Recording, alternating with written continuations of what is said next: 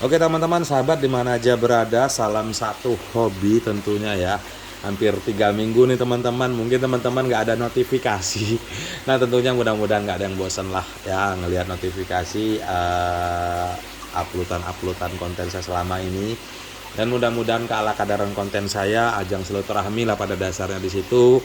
Ada manfaat tentunya buat teman-teman semua di rumah, terutama buat para penghobi barunya. Mudah-mudahan sedikit banyak ada membantulah, dan mudah-mudahan setiap pertanyaan teman-teman yang teman-teman pertanyakan selama ini ya sedikit terbantukan lah ya.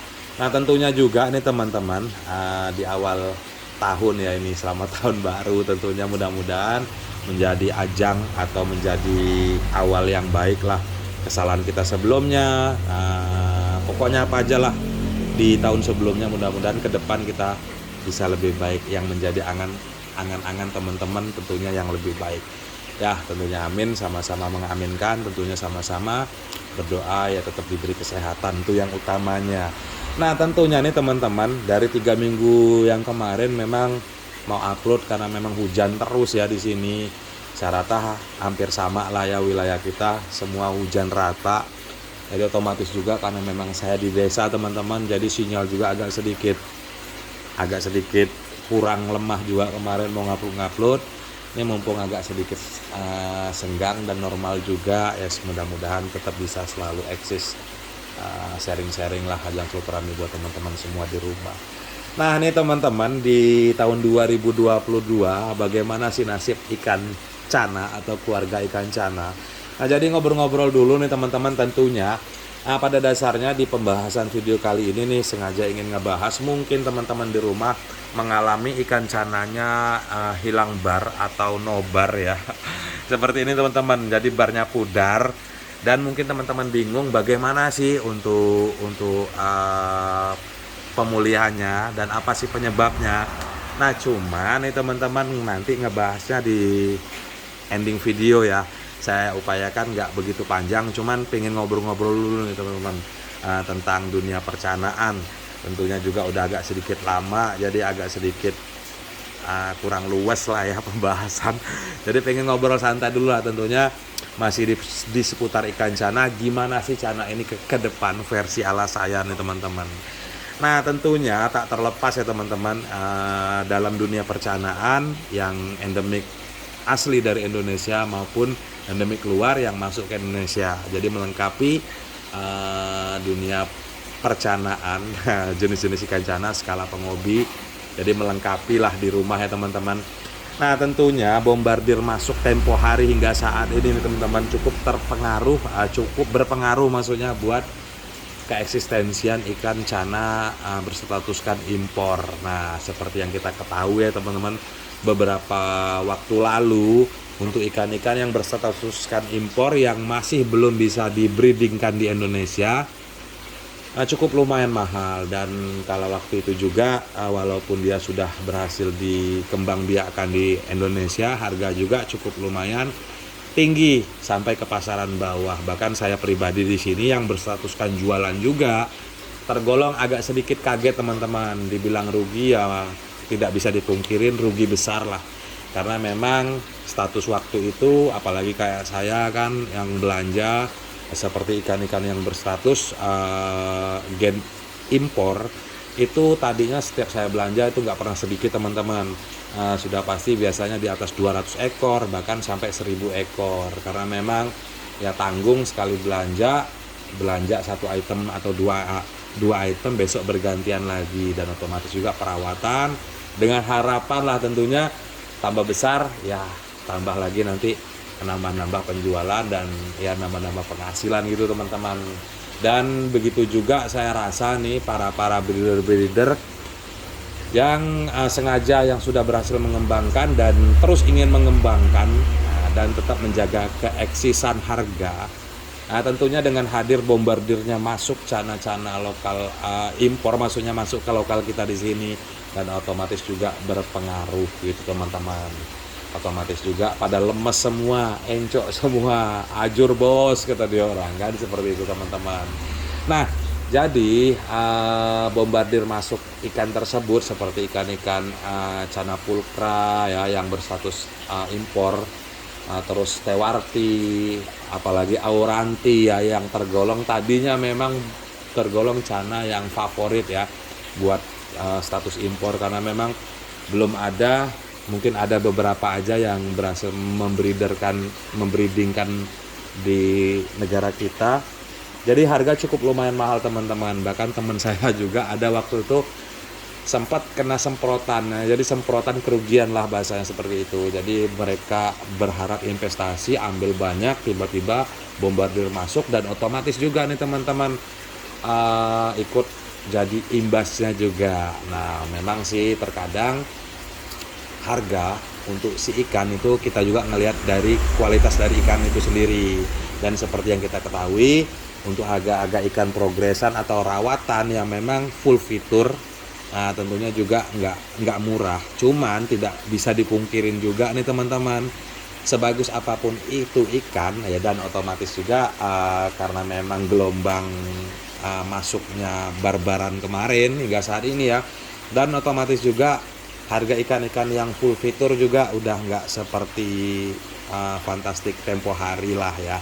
Jadi saya yakin itu. Nah pada dasarnya di sini karena memang saya juga salah satu penghobinya ya teman-teman, dan salah satu juga ya berkecimpung dalam proses jual beli ikan tersebut. Nah kalau saya pribadi dari awal nih teman-teman, mungkin teman-teman bisa perhatikan yang udah udah lama ngikutin konten saya lebih terpengaruh memang untuk cana endemik Indonesia. Jadi beberapa konten sebelumnya saya pernah membahas yakinnya saya tentang cana maru endemik Indonesia, seperti yang saya geluti selama ini, pelihara, progres, dan jual ya teman-teman.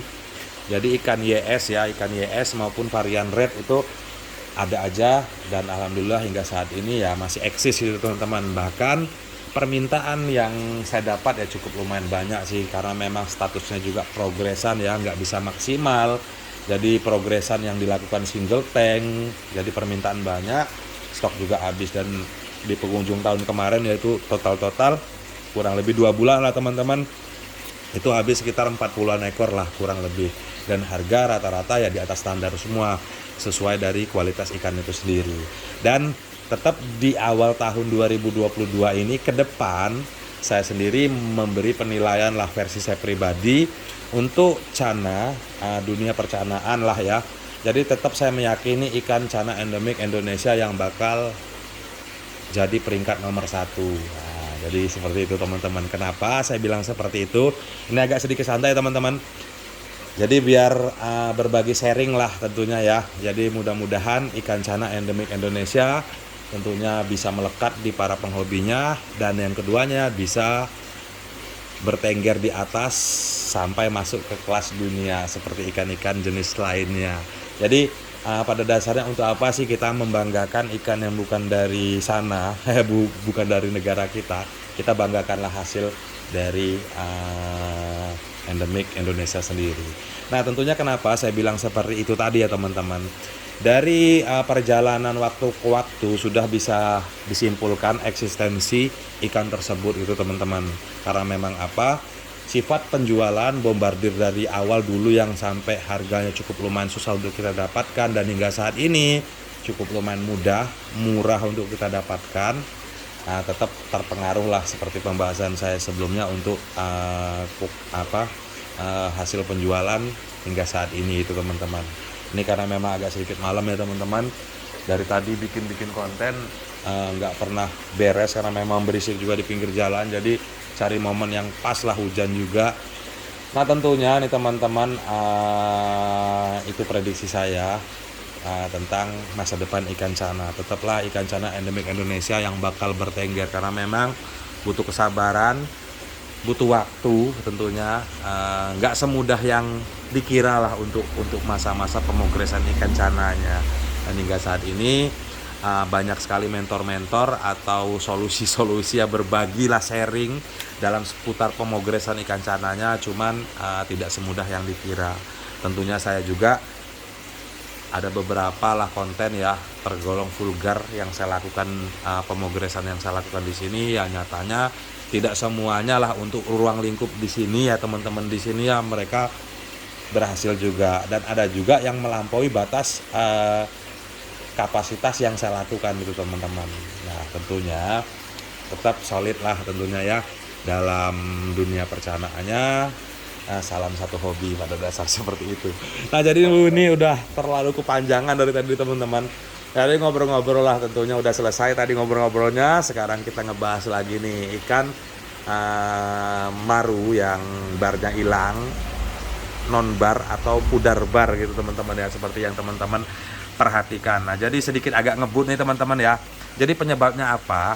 Penyebabnya biasanya pada dasarnya kurang perawatan tentunya teman-teman. Nah, jadi perawatan di sini ya perawatan air, terus perawatan pemberian pakan. Nah, jadi pemberian pakan ini biasanya itu pemberian pakan yang memang kurang berkualitas. Terus pemberian pakan yang hanya satu model saja tentunya teman-teman. Nah, terus tidak adanya pencahayaan. Nah, memang karena memang saya juga cukup lumayan banyak ya tadinya yang saya urus di sini. Jadi bisa dikatakan semua full indoor teman-teman. Nah jadi untuk perawatan agak sedikit terabaikan gitu teman-teman. Nah jadi yang lain yang tadinya yang saya progres habis, nah cuman ini saya angkat barnya pada hilang semua. Nah cuman bisa teman-teman perhatikan kalau untuk bayangan warna yellownya sudah agak sedikit cerah itu teman-teman, dan mungkin kedepannya nanti untuk warna khas yellownya ini lebih kenceng daripada yang kemarin gitu teman-teman. Nah tentunya juga pengalaman yang sudah bar hilang ini ya seperti itu tadi.